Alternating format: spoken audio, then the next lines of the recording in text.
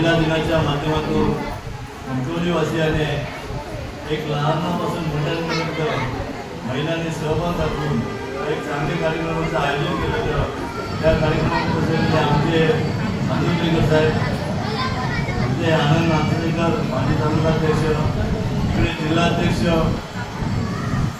जगदीश चव्हाण, जिल्हाध्यक्ष रुपेश चव्हाण, आपले आज कॅन्डिडेट म्हणून आज 26 जानेवारीला राजपथावर त्यांनी हाताचं स्थान मिळवलं आणि राज्यात 1 नंबर झालेल्या राहुल चव्हाण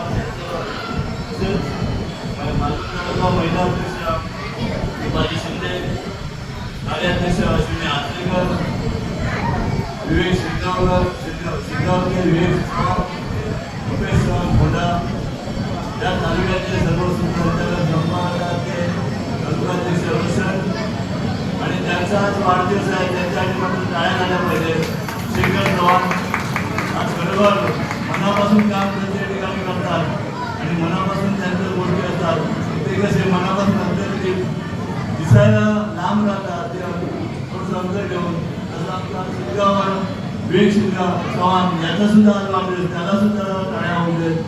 अशा दोघांचा आज वाढदिवस आहे आणि अनिल अनावकर हे सांगायचं म्हणजे सर्व परंतु चित्रात नसतात, फोटोत नसतात किंवा कुठच्या गोष्टीत नसतात, असं त्यांचं काम असतं।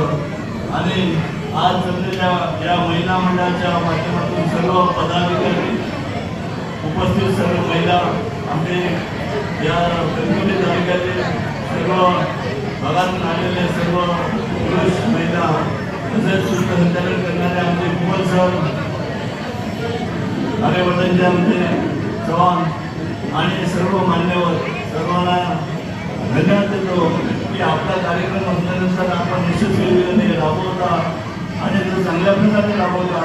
काल आमच्या मालवणला सुद्धा असाच कार्यक्रम होता आणि त्या कार्यक्रमाच्या वेळी अनावकरांनी त्यांनी भेट दिली।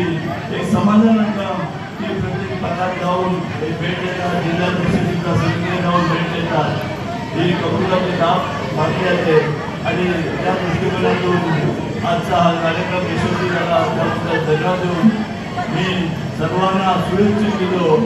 उपस्थित सर्वांचं मान्यवरांचं स्वागत, अभिनंदन करतो। असेच कार्यक्रम यशस्वीरित्या पार पडावेत।